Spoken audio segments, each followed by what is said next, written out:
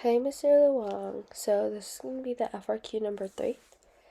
Okay, so for the first graph, we need to look at the initial graph first, so we know that it's angular speed versus time.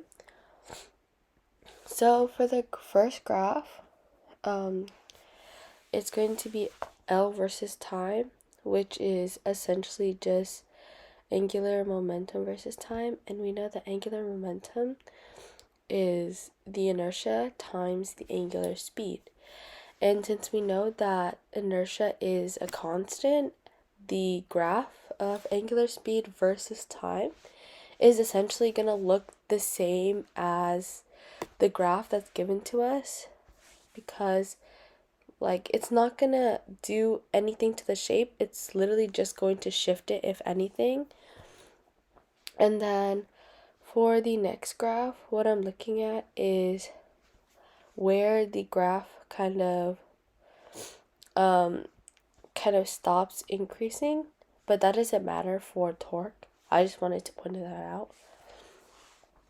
So for net torque, it's going to be the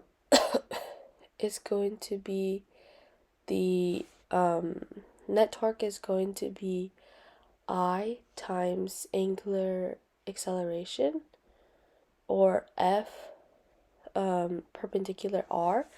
And since we know that the mass falls off at 5 seconds, we know that there is no longer torque after 5 seconds, because there's no longer going to be that force acting on the wheel or the tension anymore, because the mass falls off.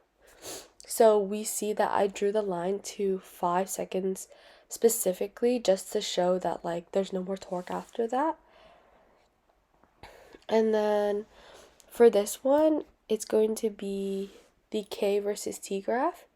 So we know that both 1/2 and the inertia is going to be constant. So all that matters is going to be the W, or not even W, what am I saying? The omega squared. And since the first part of the graph from 0 to 5 is non-constant, it's going to kind of look like a parabola. And then since after 5, the omega is constant, it's just going to be a straight line. And then for the following graphs for the hanging mass, so basically,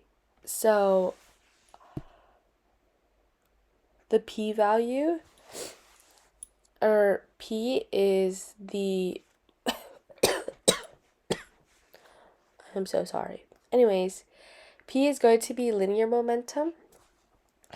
And we know that's not denoted, but it's going to be mv, and v equals r omega. So we know that the graph of the linear momentum is going to be kind of similar to the graph of the one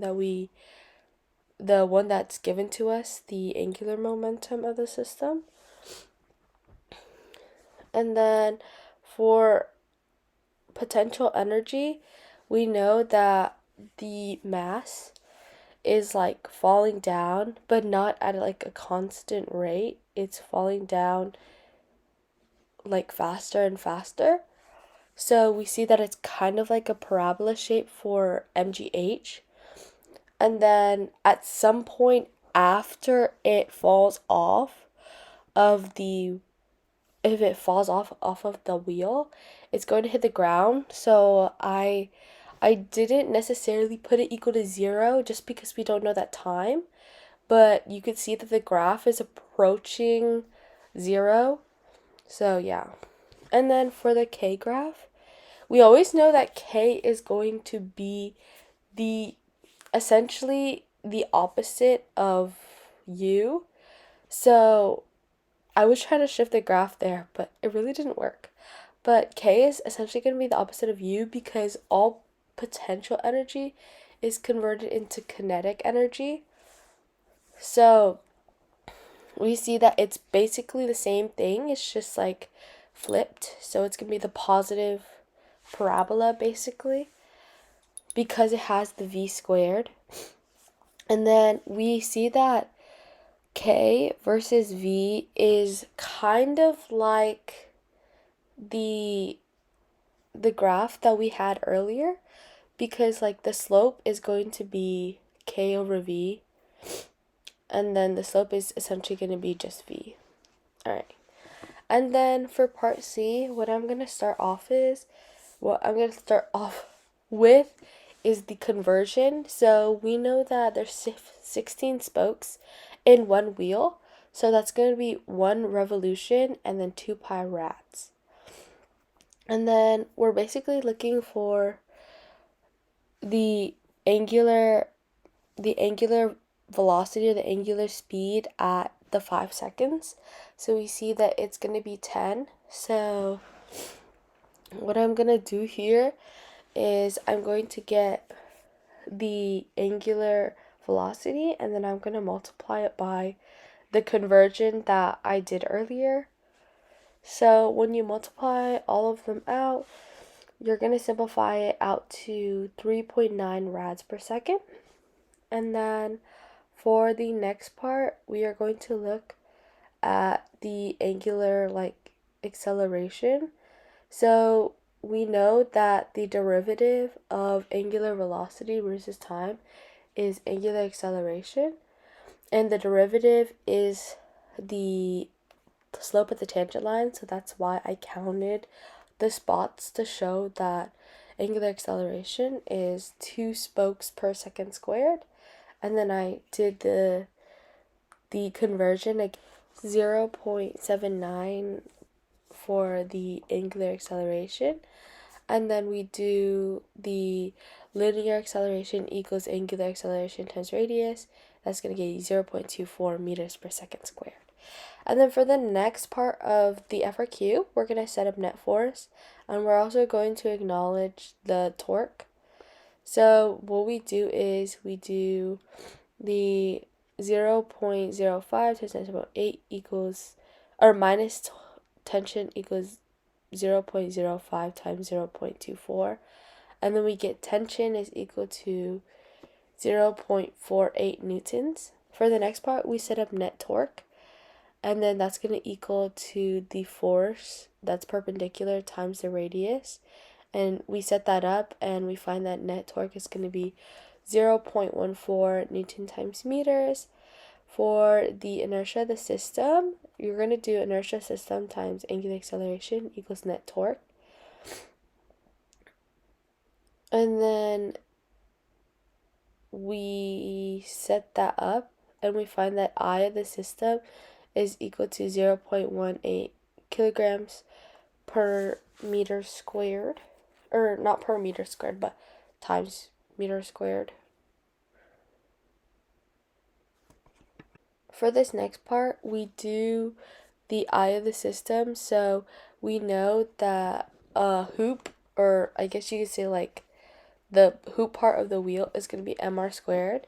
And then each rod, since it's pivoted at the end, is going to be 1/3 times the mass times the length squared times 16, because there's 16 spokes. So what I did here is I simplified everything, and then from there, we find that the mass, or M, is equal to 1.8 kilograms. And then the mass of the spoke is going to be M over 48. So what we do is we take the M that we found and we divide it by 48 and find that each spoke is 0.37 kilograms. But when we convert that to grams, we multiply by 1,000. But in this clip, I quickly realized that it is not 37 kilograms, but 0.037 kilograms, and I wrote it down wrong. So then we do our conversion, and then we find that it's going to be 37 grams for each spoke. And then for the next part, part K, what am I even doing? Part I, the K of the system is 1/2 I omega squared plus 1/2 mv squared to account for the block that's moving down. So what we have to do is we have to convert the omegas, and then we also have to convert omega to v, or velocity, linear velocity for the block. So you could see me taking omega at 3 and then converting that into 2.356 rads per second, and then v, I converted it to 0.7 meters per second. From there, we could take all the values that we got in the previous parts of the problem or the FRQ, and then we can sub it in to find the kinetic energy of the system, and then that's going to equal 0.5 joules. For the next part, which is J, I believe, yes, if I can do my alphabet right, Mr. Lewong. We know that net torque is equal to T1R minus T2R equals the inertia times the angular acceleration. What I did is I took out the R and I divided it on both sides to isolate for just the tensions. And then from there, what I did is I set up the net forces for the first block that's on the left, and I isolated for the tension. So what I'm going to do is, since I isolated for T1, I'm going to plug that in into my initial net torque equation, just so that I have more terms that I already know. And then to go on with that, I substituted everything in, and then I kind of like isolated for T2. So when you substitute everything in to find T2, you get 0.19 newtons. From there, I'm going to set up the net force, but in the right side of the equation. So it's going to be T2 minus M2G equals M2A plus M2G. And then from there, what we can do is we can solve to find the mass of the block that's on the right, or M2 in this case.